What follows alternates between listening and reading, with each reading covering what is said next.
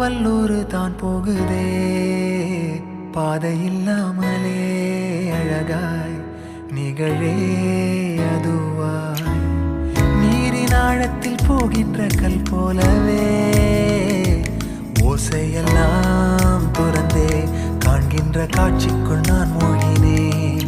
திமிலேறி காளை மேல் தூங்கும் காகமாய் பூமி மீது இருப்பேன். புவி போகும் போக்கில் கையில் கோர்த்து நானும் நடப்பேன்.